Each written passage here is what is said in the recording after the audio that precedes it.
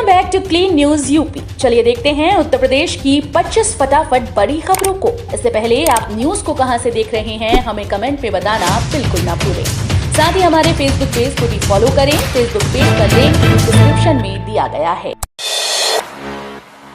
4 और 6 फरवरी को निरस्त रहेगी दुर्ग एक्सप्रेस। टिकट बुक करा चुके यात्रियों का वापस होगा किराया।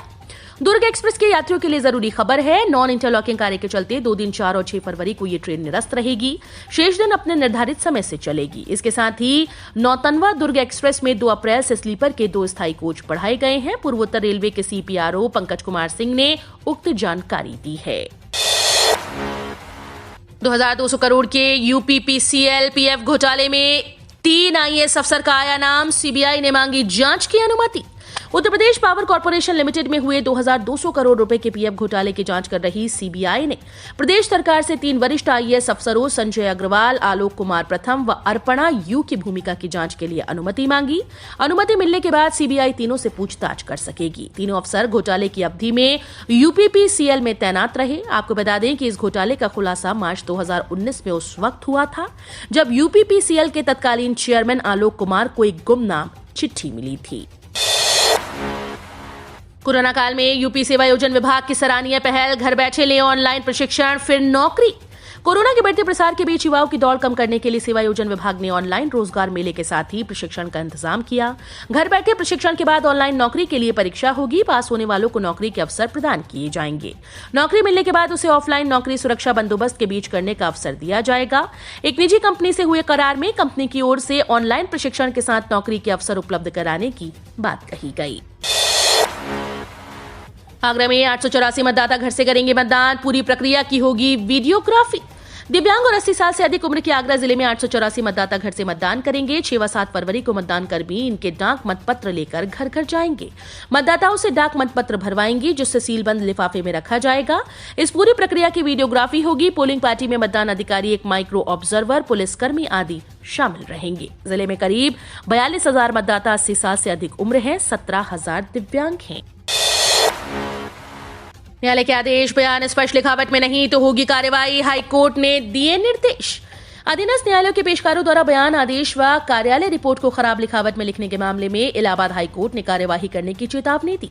अपने निर्देश में न्यायालय ने कहा कि ये देखा गया है कि निचली अदालतों में कुछ आदेश, बयान व कार्यालय को खराब लिखावट में लिखे जा रहे हैं जिनको पढ़ पाना सामान्य व्यक्ति के बस की बात नहीं। ऐसे में न्यायालय के आदेश, बयान व रिपोर्ट को स्पष्ट व पठनीय तरीके से लिखा जाए जिसे कोई भी आसानी से पढ़कर समझ सके। योगी सरकार ने जारी किया आदेश। 40 बड़े बिल्डर्स की संपत्ति की ई-नीलामी कर वसूले जाएंगे 500 करोड़। उत्तर प्रदेश सरकार की अनुमति मिलने के बाद अब नोएडा 40 बकायेदार बिल्डर्स की 500 करोड़ की संपत्ति नीलाम की जाएगी। गौतम बुद्ध नगर जिला प्रशासन ने ई नीलामी प्रक्रिया शुरू करने के लिए Noida authority, greater Noida authority और यमुना अथॉरिटी को पत्र भेजा है। अब तीनों अथॉरिटीज अपने अपने क्षेत्र के बिल्डर्स की संपत्ति को नीलाम करते हुए बकाया वसूलेंगी। ADM फाइनेंस वंदिता श्रीवास्तव का कहना है कि यूपी में ये पहली बार है जब बकायेदार बिल्डर्स की संपत्ति जब्त करने के बाद ई नीलामी होगी। फिर फूटा किसानों का गुस्सा। सरकार को चेतावनी देते हुए कहा, मांगे नहीं मानी तो 11 मार्च से फिर आंदोलन। तीनों कृषि कानूनों की वापसी के बाद स्थगित किया गया किसान आंदोलन अन्य मांग पूरी नहीं होने पर फिर से शुरू हो सकता है। किसानों ने सरकार को चेतावनी दी है कि अगर मांगों को जल्द पूरा नहीं किया गया तो 11 मार्च से दोबारा किसान आंदोलन शुरू किया जाएगा। किसानों ने सोमवार को विश्वासघात दिवस के रूप में मनाते हुए फिर हुंकार भरी। हर तहसील पर एकत्रित हुए किसानों ने राष्ट्रपति के नाम एक ज्ञापन दिया। इसी कड़ी में गाजियाबाद के जिलाधिकारी कार्यालय पर बड़ी संख्या में किसान एकत्र होकर पहुंचे। अखिलेश का एक और बड़ा वादा, सरकार बनी तो समाजवादी कैंटीन 10 रुपए में भरपेट खाना। उत्तर प्रदेश विधानसभा चुनाव में वोटर्स को लुभाने के लिए समाजवादी पार्टी ने एक और बड़ा वादा किया। सपा ने कहा कि यदि राज्य में अखिलेश यादव की सरकार बनती है तो समाजवादी कैंटीन की व्यवस्था की जाएगी और गरीबों को इसमें 10 रुपए में खाना दिया जाएगा। पार्टी के ट्विटर हैंडल पर सोमवार को दी गई जानकारी में कहा गया कि सपा सरकार बनने पर गरीब श्रमिकों, मजदूरों को समाजवादी कैंटीन में 10 रुपए में थाली मिलेगी। हिंदुओं को अपमान कर सांप्रदायिक दंगे कराना चाह रहे ओवैसी, करनी सेना ने गाजियाबाद पुलिस से की शिकायत।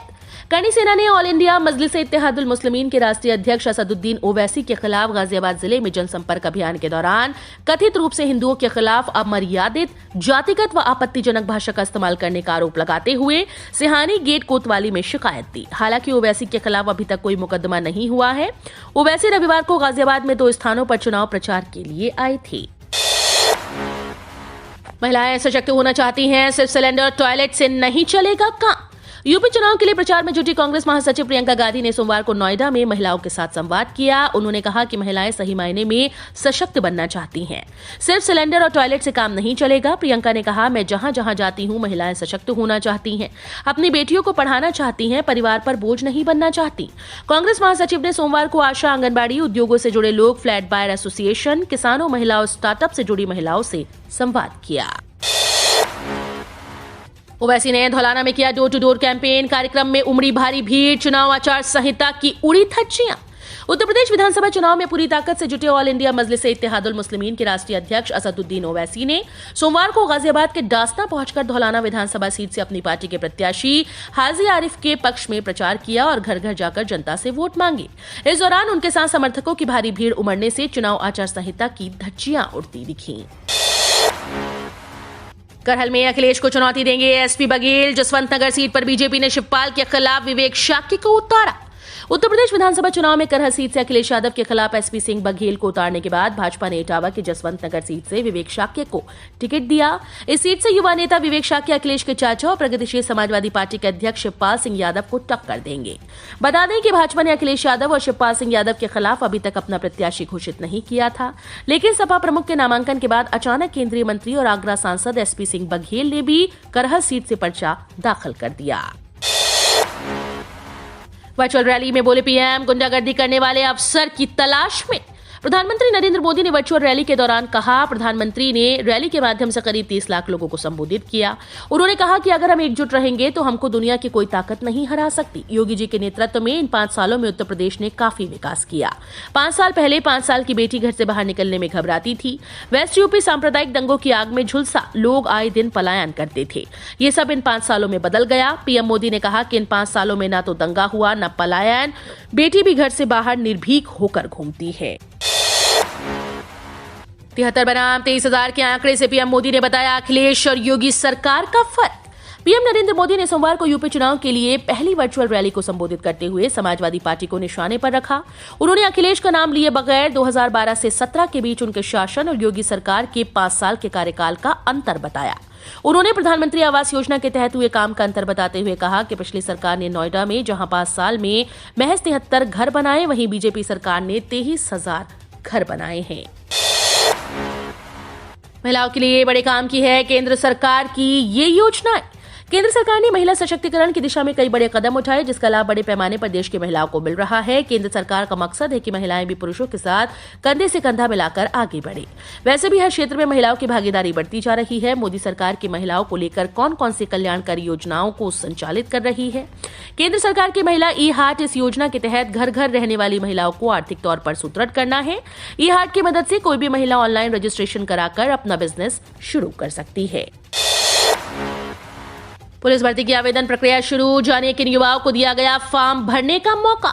उत्तर प्रदेश पुलिस विभाग में नौकरी करने के इच्छुक युवाओं को इन दिनों ढेरों मौके मिल रहे हैं। यूपीपी आरपीबी द्वारा उप निरीक्षक, एसआई समेत कई अन्य पदों पर कराई जाने वाली भर्ती के बाद पुलिस विभाग के रेडियो संवर्ग के कई अलग अलग पदों पर भर्तियां आयोजित की जा रही हैं। इन पदों पर 10वीं 12वीं पास उम्मीदवारों को ऑनलाइन माध्यम से फॉर्म भरकर अपनी आवेदन प्रक्रिया पूरी करने का मौका दिया गया।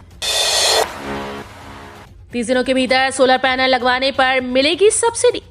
सोलर रूफटॉप सब्सिडी योजना देश में छतों पर सौर पैनल्स की स्थापना को बढ़ावा देने के लिए भारत सरकार की एक पहल है।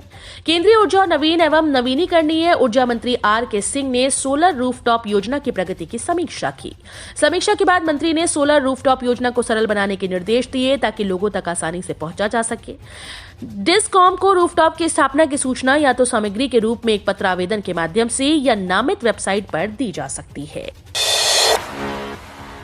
अब हर नागरिक की होगी सिंगल डिजिटल आईडी। आपस में लिंक होंगे पैन, आधार, ड्राइविंग लाइसेंस और पासपोर्ट। आने वाले समय में देश के हर व्यक्ति के पास सिंगल डिजिटल आईडी होगी। इससे आधार, पैन कार्ड, ड्राइविंग लाइसेंस और पासपोर्ट समेत सभी दस्तावेज एक दूसरे से लिंक होंगे। यानी आपको आधार, पैन या लाइसेंस की वेरिफिकेशन के लिए अलग अलग आईडी देने की जरूरत नहीं होगी।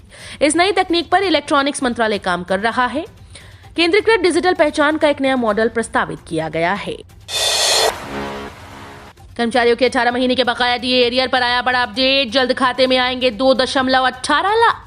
केंद्रीय कर्मचारियों को जल्द बड़ी सौगात मिल सकती है। एक तरफ कल AICPI इंडेक्स के दिसंबर के आंकड़े जारी किए गए, जिससे पता चलेगा कि जनवरी 2022 में कर्मचारियों का डीए 2% बढ़ेगा या 3%। वहीं दूसरी तरफ बकाया 18 महीने के डीए एरियर पर ताजा अपडेट आई है। केंद्रीय बजट के बाद फरवरी में मोदी सरकार इस पर फैसला ले सकती है और जल्द कर्मचारियों के खाते में एक मुश्त में राशि का भुगतान किया जा सकता है। बाइक या स्कूटर खरीदने से पहले जान ले खबर, आज से सस्ते हो सकते हैं वाहन। आम बजट पेश होने में अब कुछ ही दिन का समय बचा है। वित्त मंत्री निर्मला सीतारमण आज वित्त वर्ष 2022-23 के लिए बजट पेश करेंगी। सभी को इंतजार है कि इस बार के बजट में वित्त मंत्री क्या ऐलान करती हैं। खासकर ऑटो इंडस्ट्री को इस बजट से काफी उम्मीदें हैं।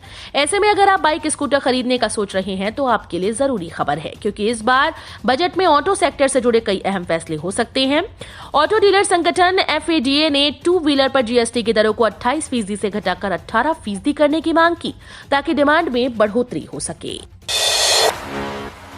वित्त मंत्री निर्मला सीतारमण के सामने बड़ी चुनौतियां। कोरोना महामारी के बाद बेरोजगारी दर तेजी से बढ़ी है। CMIEE के मुताबिक देश में बेरोजगारी दर अभी 6.9% है। शहरी बेरोजगारी दर 8.4% और ग्रामीण बेरोजगारी दर 6.2% पर है। बेरोजगारी दर को कम करना वित्त मंत्री के सामने बड़ी चुनौती है। इसके लिए उन्हें बजट में ऐसी घोषणाएं करनी होगी जिससे रोजगार बढ़ाया जा सके। इसके लिए मनरेगा में आवंटित होने वाली राशि बढ़ाने के साथ ही शहरी बेरोजगारी पर भी काम करना होगा। खुदरा महंगाई दर बढ़कर 5.59% पर पहुंच गई है। किडनी और लीवर के मरीजों के लिए खतरनाक साबित हो रही है तीसरी लहर। 8 में से 6 लोग थे इन बीमारियों से पीड़ित।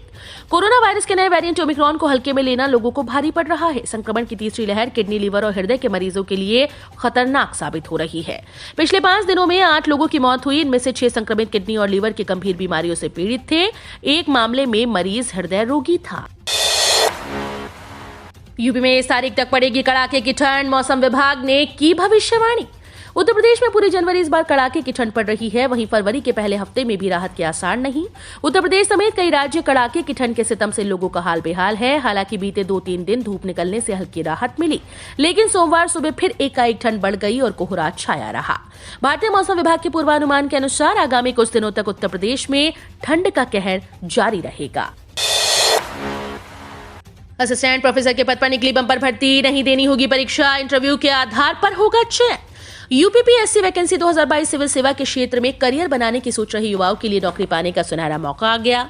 दरअसल उत्तर प्रदेश लोक सेवा आयोग यानी यूपीपीएससी ने असिस्टेंट प्रोफेसर के पद पर भर्ती के लिए नोटिफिकेशन जारी कर दिया।